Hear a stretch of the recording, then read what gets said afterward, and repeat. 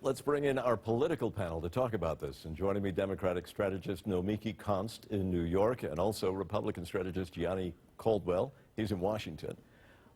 Let's listen first to a bit of what Clinton said about her email practices. She declined to apologize, but said that she is sorry for what she called the confusion about them. Let's listen.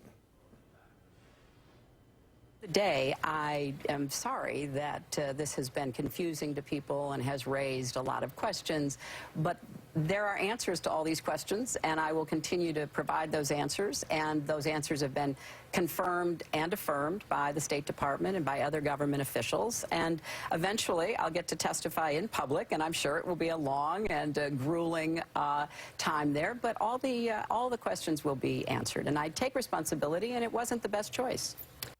Seems to be just, Nomiki, a drip, drip, drip of bad news for her campaign. And I'm wondering, is it possible that she can move past it? Can she get beyond this?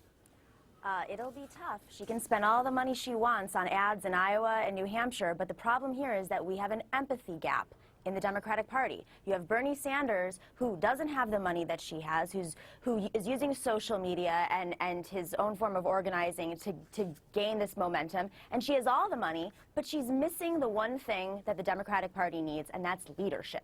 She's missing the empathy, and every interview she has is an opportunity for her to connect with people, to appear more human, to say, you know what, it was probably a bad decision, I don't think we broke any laws, we think that we know that this was okay. She can defend all the lawyerly stuff and still appear human. Right now, she's just being defensive, and I think part of that problem, as we saw in her emails, is that she's surrounded by people who just agree with her. There's yes ma'am syndrome here, and that's how a really bad idea, a small bad idea, can grow into a catastrophic, terrible idea and throw down a campaign.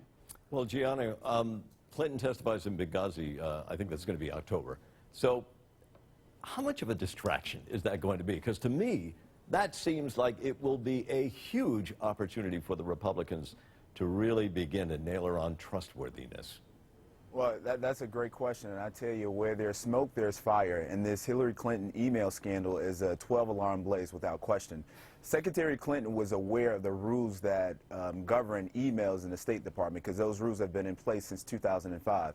In addition to that, there's training that goes on for State Department employees who come in that are either hired or appointed, and obviously she didn't follow those rules. The Benghazi Committee, which is led by Staff Director Phil Kiko, have found out a number of different elements with regards to this scandal, many issues that the Clinton campaign has denied right out front.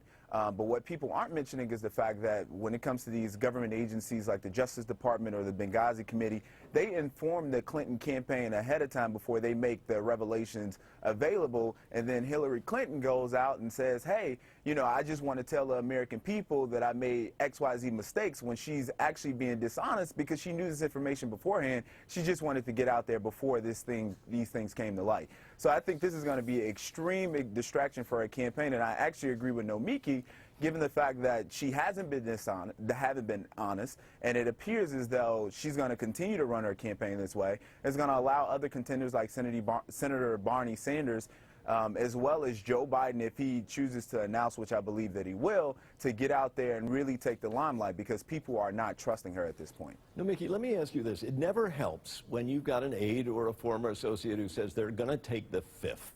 Mm-hmm. And that's what has come forward now, and that's what's sticking in people's minds. Mm-hmm. And that's also what do you do? Yeah, and this is also why Hillary's campaign is frustrated, because I don't like to use this overused term, but it's the optics, it's how it looks. He has every right to plead the fifth, and he actually might be protected, he might have made the right decision. This is an IT guy, this isn't a campaign strategist, this is somebody who was hired and loyal to the Clintons, but again, he wasn't the guy making the big decisions. Now, the Clinton campaign should be frustrated, because he might go before the committee and answer things and fully abide by the law. But yeah, he's ruining his life having to go before the committee, his future, and it doesn't look good for the Clinton campaign.